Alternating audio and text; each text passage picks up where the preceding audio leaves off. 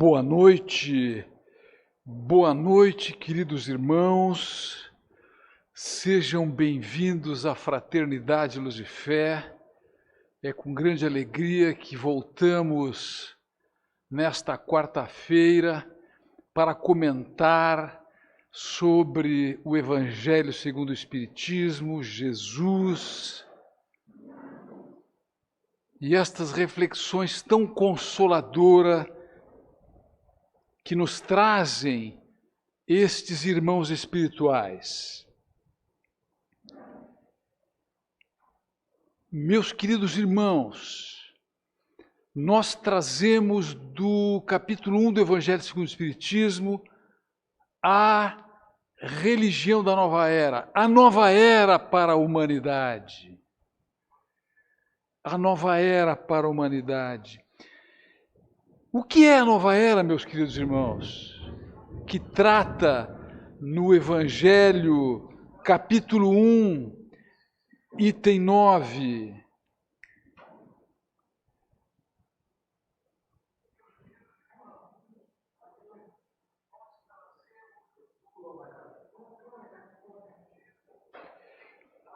Aproxima-se, queridos irmãos, o homem terreno da era do Espírito.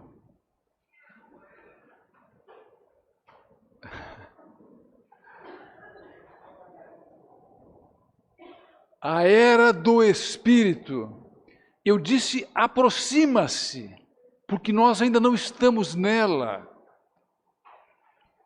E esta era do Espírito acontecerá segundo os Espíritos Iluminados, André Luiz, sob a religião cósmica do amor e da sabedoria, sob os auspícios do amor e da sabedoria, uma religião cósmica, ou seja, uma religião universalista.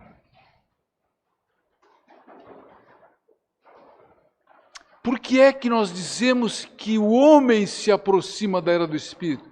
Por que é que nós dizemos que ainda não estamos lá?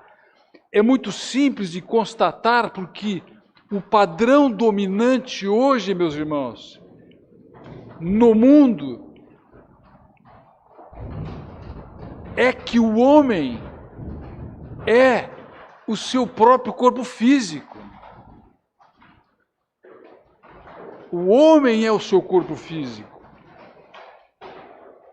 E que a vida se resume do berço ao túmulo. Então a vida se transforma numa corrida angustiante, em busca de conforto, de prazer, de autoestima, de aceitação e pertencimento ao grupo. Tá chovendo pedra, gente. Incrível. Assim, nós vemos uma enorme quantidade de pessoas nos templos. Tá chovendo muito. Chovendo muito forte, pedra. Continuemos. E as pessoas vêm pedindo graças, pedindo mais recursos financeiros nos templos religiosos para aumentar o prazer. Vemos ainda pessoas pedindo para que melhore a saúde, para poderem continuar a gozar a saúde física, pedindo nos templos espíritas que Deus afaste as pessoas das suas relações afetivas que as estão atrapalhando, pedindo ainda que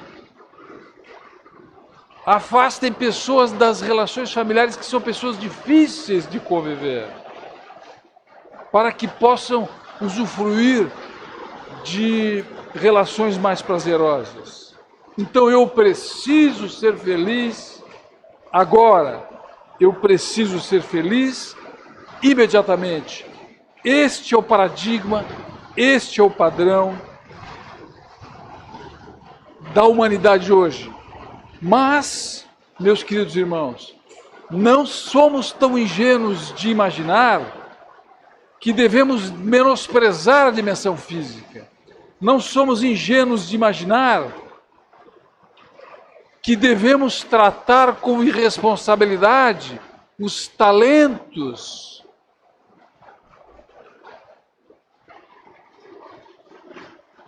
os recursos materiais que Deus nos deu para cuidar. Não somos. Ao cuidar das coisas do mundo, revela-se o espírito, uma pessoa disciplinada, cuidadosa, com os recursos que Deus lhe concedeu. Zeloso, mas entre ser cuidadoso e zeloso com os recursos materiais que lhe coube para essa encarnação e dedicar-se exclusivamente a esses recursos, há uma distância muito grande.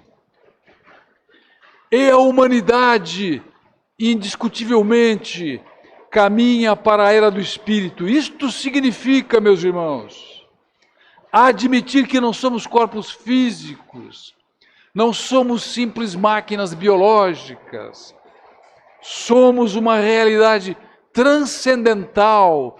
Nós todos somos espíritos imortais.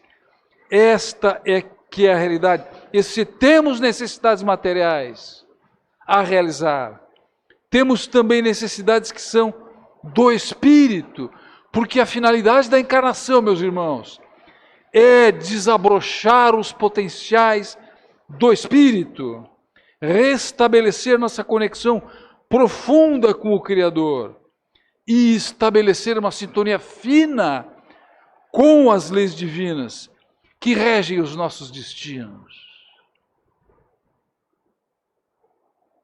A chuva acalmou. Então vejamos como Kardec inicia esse capítulo, meus irmãos. Vejam que interessante. Ele inicia o Evangelho segundo o Espiritismo, o livro que é o código moral para a humanidade, um código universalista. Kardec vai no Evangelho de Jesus e extrai de lá, recolhe do Evangelho todas as passagens que nos orientam para como devemos conviver com os outros, para a felicidade nossa, para que a abundância seja uma constante na nossa vida, para que haja vida em abundância, conforme o próprio Jesus nos prometeu. Então, vejam a passagem. Não penseis que eu tenha vindo destruir a lei ou os profetas. Não os vim destruir, mas cumpri-los. Pois em verdade vos digo que céu e terra não passarão sem que tudo o que esteja na lei seja perfeitamente cumprido, até o último J e até o último ponto. O que significa esta passagem, meus irmãos? No início do livro. Por que é que Jesus disse isso quando veio há 2000 anos atrás? A lei que tínhamos naquela época era a lei de Moisés, os 10 mandamentos. Os 10 mandamentos são como um painel brilhante que ilumina os caminhos da humanidade. Estabelecendo as regras de convivência, são os 10 mandamentos. Então Jesus disse que não veio destruir a lei. E disse mais, vim cumpri-los. E em verdade vos digo que céu e terra não passarão, significa que não vai acabar o mundo, a despeito do que muitos pensam. O apocalipse vai acabar o mundo, essa pandemia. Não vai acabar o mundo, meus irmãos, porque a revolução será uma revolução moral, uma revolução de comportamento. A transformação é dentro, não é fora. O mundo não acabará, segundo nos informam os amigos espirituais, até que tudo seja cumprido na lei. Qual é a lei? Lei do amor. Aquela lei que Jesus disse que resume tudo o que os profetas disseram. Até que o último J e único ponto significa: minuciosamente a lei deverá ser cumprida por todos nós, e aí então a terra não precisará mais existir, porque nós seremos espíritos perfeitos. Esse é o ponto. Então vejam aqui nós temos as 3 revelações. Veja, Kardec traz uma ordem cronológica de revelação. Isso faz muito sentido. Primeiro veio Moisés, com os 10 mandamentos, estabelecendo, meus irmãos, uma maneira de refrear, de regrar a relação entre as pessoas. Isso há 3.600 anos atrás, porque Moisés veio 1.600 anos antes de Cristo. Então, nesta época, não havia escolas, não havia cultura, não havia ciência que temos hoje. Os homens eram primitivos, sem estudo, então precisavam de uma regra firme, uma lei firme. Depois veio Jesus, com a lei do amor e da caridade, e finalmente o Espiritismo, que é o consolador prometido por Jesus. Então vejamos, os 10 mandamentos que Moisés nos trouxe, nós sabemos de cor. Nós estamos apresentando apenas para uma referência, mas há um destaque aqui que eu gostaria de trazer aos irmãos. Os 3 primeiros mandamentos se referem à nossa relação com Deus. Observem. Não terás outros deuses, não tomarás em vão o nome de Deus. Lembra de santificar o dia de sábado. Ou seja, propõe nos 10 mandamentos, neste painel brilhante que é a luz que iluminará o caminho que a humanidade deve percorrer, no que concerne ao relacionamento, à convivência entre nós, ele diz que pelo menos um dia da semana nós devemos reservar para Deus. Simbolicamente significa que nós temos que dedicar uma parte do nosso tempo, da nossa vida, a estudar as leis divinas, a estudar as coisas de Deus, a orar e principalmente, meus irmãos, desenvolver a prática da lei de Deus no nosso dia a dia. Os outros 7 mandamentos são a nossa convivência entre irmãos. Então, o que é que Moisés acrescenta? Uma base mínima nas relações entre as pessoas, limites claros para a ação entre os seres humanos e uma base mínima para a nossa relação com Deus. Um mínimo. Porque quando Pedro perguntou a Jesus, mestre, quantas vezes devemos orar por dia? Isso está no livro Boa Nova, no capítulo Oração Dominical. Jesus respondeu para Pedro assim, surpreendentemente, todo mundo pensou, quantas vezes devo orar por dia? Ele vai dizer 3 vezes, de manhã, no almoço e à noite. Jesus responde a Pedro assim, o hábito da prece deve ser desenvolvido pela pessoa humana como a respiração. O hábito da prece deve ser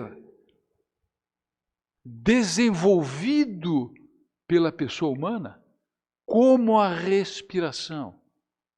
Surpreendente a resposta de Jesus. A nossa vida tem que ser uma prece, uma conexão integral com Deus. Essa é a proposta dele.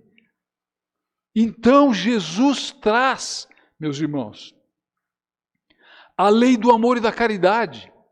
e responde a um escriba que lhe perguntou qual é o primeiro de todos os mandamentos, Jesus responde: amarás o Senhor teu Deus de todo o teu coração, de toda a tua alma, de todo o teu pensamento. Este é o primeiro e grande mandamento. E o segundo, semelhante a este: amarás o teu próximo como a ti mesmo. E complementa ainda: esta é toda a lei e os profetas, dizendo que tudo o que está na lei, todo o detalhamento que ele traz no Sermão da Montanha, se resume neste único mandamento: amar a Deus e amar ao próximo como a mim mesmo. Então, meus irmãos, nós temos aqui três: Deus, o próximo e eu. Eu não irei a Deus sem amar o próximo e não conseguirei amar a Deus sem amar o próximo. Então, é uma única coisa.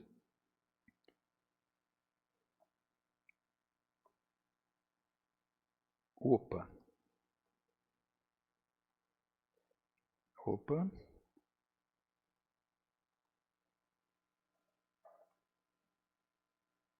E o Espiritismo, meus irmãos, que propõe inaugurar a era do Espírito, a era em que nós viveremos todos nós com o paradigma do Espírito imortal. Ou seja, nós vamos considerar que somos um Espírito imortal, que há reencarnação, que a reencarnação é o objetivo de aprimoramento das nossas vidas, a busca da perfeição, a lei de causa e efeito, a imortalidade da alma, a comunicabilidade com os espíritos, os dois planos, é uma realidade, meus irmãos.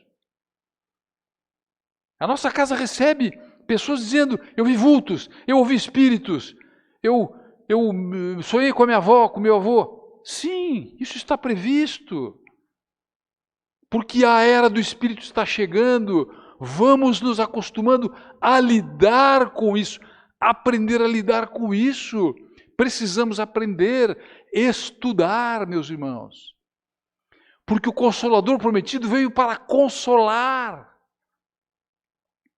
O Consolador prometido veio para esclarecer, para ampliar a compreensão. É a terceira revelação. Em complemento, Jesus complementou Moisés e prometeu o Consolador. O Espiritismo veio então complementar o que Jesus trouxe e fazer o papel de Consolador prometido por Jesus.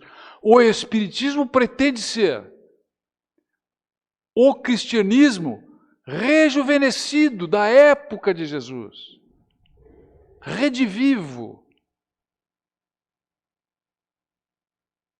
Percebem? Na sua originalidade. Essa é a proposta. Onde o amar ao próximo como a si mesmo será, meus irmãos, a prática nossa do dia a dia. A confiança em Deus. Então, o advento do Evangelho explicado à luz do Espiritismo veio para a humanidade, para que a humanidade tenha uma religião totalmente espiritual, que deve renovar o mundo, aproximar os homens e torná-los irmãos. Meus irmãos, Jesus já trouxe isso. Lembram da passagem de Jesus com a mulher samaritana no poço de Jacó? Quando ele se deslocava para a Samaria? Quando ele se deslocava para casa, para o seu lar, para a Galileia, ele passa pela Samaria, para no poço de Jacó, e a mulher pergunta para ele: onde devemos amar a Deus? Lá no templo de Jerusalém ou lá no templo Garazim, que era o templo dos samaritanos? E por isso eles eram tidos como heréticos, porque eles não louvavam a Deus no templo de Jerusalém, louvavam a Deus no templo do Monte Garazim. E Jesus responde a ela, Deus é espírito e verdade, e procura aqueles que o amem em espírito e verdade. Meus irmãos, Jesus trouxe isso. O Espiritismo não está trazendo nada de novo, está apenas explicando. Pega todas as passagens de Jesus, todas as parábolas, todo o simbolismo, todas as metáforas e explica, sem mais nenhum véu, sem esconder nada. Coloca acessível a compreensão de todos, porque nós estamos na era do conhecimento, meus irmãos. Não temos mais aquele problema de falta de saber. O saber está disponível para todos. É compromisso de cada um evoluir. O Pai quer que nós evoluamos. Seja no sentimento, seja nos pensamentos. Eu preciso desenvolver o meu intelecto e a minha moral. Então, são chegados os tempos em que as ideias morais devem se desenvolver para que se realizem os progressos que estão nos desígnios de Deus, dizem os nossos instrutores espirituais. São chegados os tempos. Por isso que os espíritos estão chegando, as pessoas estão vendo, estão sentindo, percebendo, se assustam, correm para cá, ficam apavoradas. Como lidar com isso? Como lidar com isso? A doutrina espírita nos explica como fazer isso. A prece, o evangelho no lar, meus irmãos. O estudo, a prática do bem, a sintonia com os bons espíritos. Este é o caminho para que a gente conviva bem. Porque a nossa vida é nos dois planos. Nós vivemos em dois mundos, no material e no espiritual.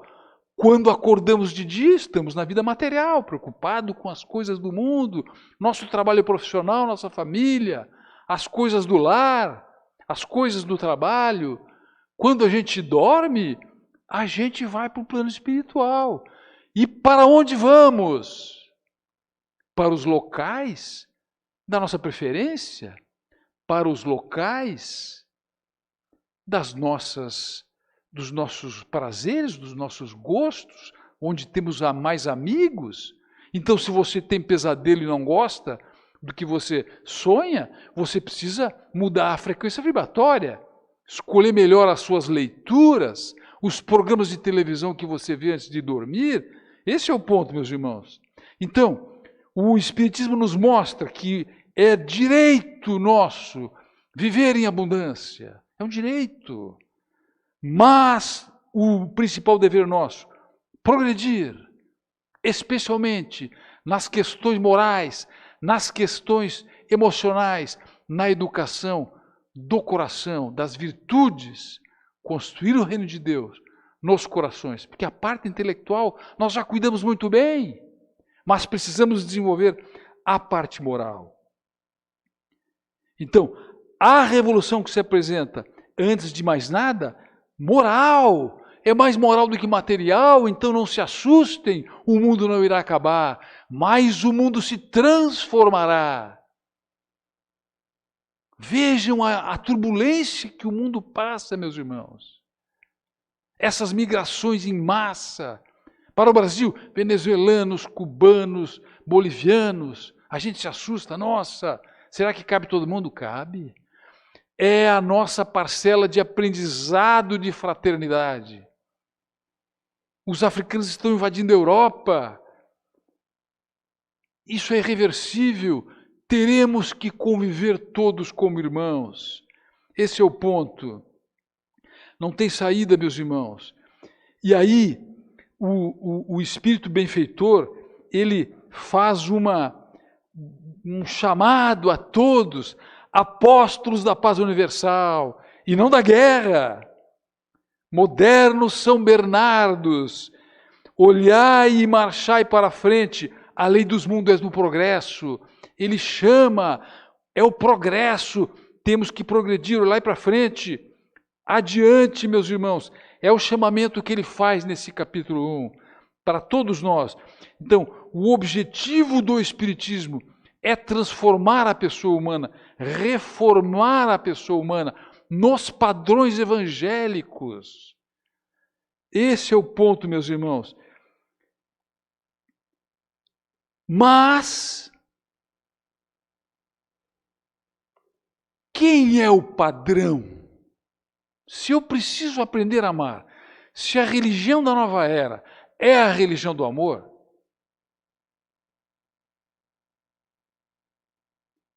se eu preciso cumprir a lei de amar ao próximo como a mim mesmo e amar a Deus, que amor é esse? Que padrão, que modelo eu tenho disponível para aprender a amar conforme Jesus amou? Nós somos pessoas de sorte, porque Kardec faz essa pergunta para os espíritos superiores quando trouxeram a codificação. É a questão 625. Então Kardec pergunta: qual o tipo mais perfeito que Deus ofereceu ao homem para servir de guia e modelo? Observem a pergunta. Vejam a inteligência de Kardec, como ele pergunta: qual o tipo mais perfeito que Deus ofereceu? Então sou eu que vou escolher? Não.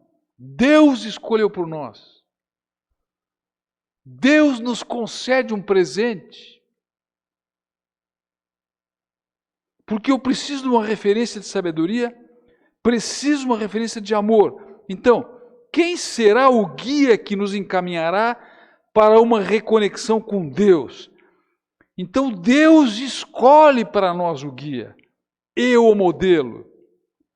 Então, é a vontade de Deus, nosso Pai, que aquele que eu vou colocar a resposta agora, vocês já sabem a resposta?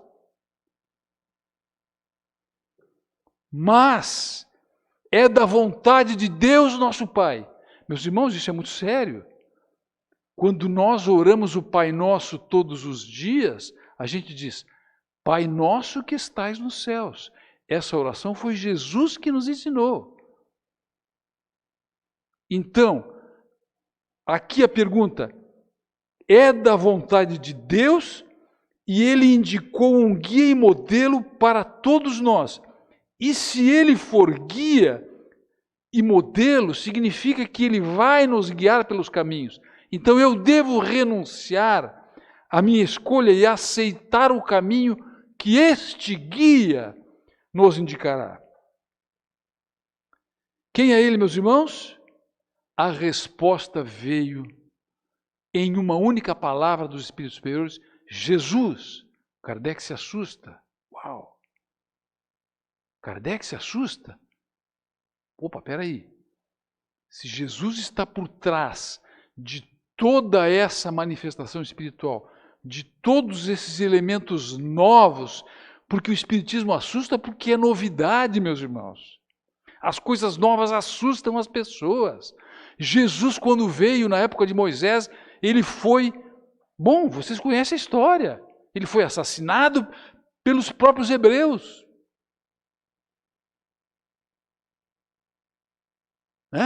Na semana da Páscoa a gente comemora a ressurreição. Na sexta-feira ele é assassinado, espancado, coroa de espinhos, aquela história toda, crucificado, que a gente conhece, que a gente sempre vê. Domingo ele ressuscita, volta, retorna, mostrando inquestionavelmente a imortalidade da alma. Então, meus irmãos, se Jesus é o modelo, significa que eu preciso colocar o meu coração e a minha inteligência no molde que Jesus propõe. E qual é o molde que Jesus propõe? Por que Jesus é o modelo e guia, meus irmãos? Puxa vida, por que Deus disse: este é o modelo e guia que eu escolhi para vocês? Então não sou eu que vou escolher, ele já foi escolhido pelo nosso Pai Celestial. Porque Jesus é um espírito muito antigo. Jesus é um espírito que, quando o planeta Terra foi feito há 5 bilhões de anos atrás, quando nós éramos simples mônadas espirituais, no começo da nossa jornada evolutiva, Jesus já era o coordenador dos trabalhos no planeta Terra, meus irmãos. É um espírito muito antigo, muito experiente. Então ele é o nosso guia e modelo. E se ele é o nosso guia e modelo, nós precisamos deixar que Jesus molde os nossos sentimentos e a nossa inteligência. Precisamos entregar a ele a direção. Então, meus irmãos, a nova era é uma era coordenada por Jesus, a era do Espírito. Jesus é o modelo guia, é o único que consegue te levar a Deus. E não sou eu que estou dizendo isso, foi ele que disse. Eu sou o caminho, a verdade e a vida. Ninguém vai ao Pai senão por mim. Ele disse. Nós estamos apenas lembrando, não é verdade?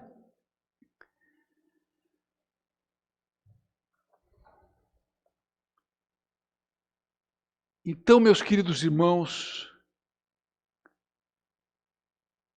cedendo a esta verdade inquestionável, a nossa linha de esclarecimento e consolação é o Evangelho de Jesus, é o Sermão da Montanha. Porque, meus queridos irmãos, para os que tombam no sofrimento moral,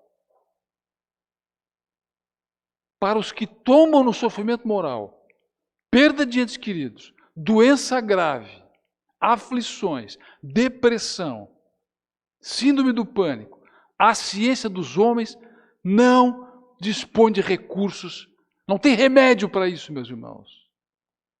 O remédio é a reforma íntima, o remédio é o Evangelho. Jesus é o médico das almas. Ele é o guia e modelo. E por conta disso, meus irmãos, diz aqui Emmanuel, no livro Ceifa de Luz, Jesus reúne a multidão no topo do monte, Sermão da Montanha, desfraldou a bandeira da caridade, proclamando as bem-aventuranças externas, nolas entregou por filhos de coração. É a nossa herança espiritual, meus irmãos. É o presente que Deus nos manda. O caminho da vida em abundância prometida por Jesus. Eu vim para que tenham vida e vida em abundância. Jesus, no domingo de Páscoa, mostrou inquestionavelmente que a morte morreu. A morte não existe. É o espírito imortal que fica depois da morte do corpo físico, meus irmãos. O corpo físico é temporário. É o espírito imortal que permanece. A era do espírito chegou. Sem mais demora, meus irmãos. Avancemos em moralidade e intelectualidade. É o que o Pai Celestial espera de nós.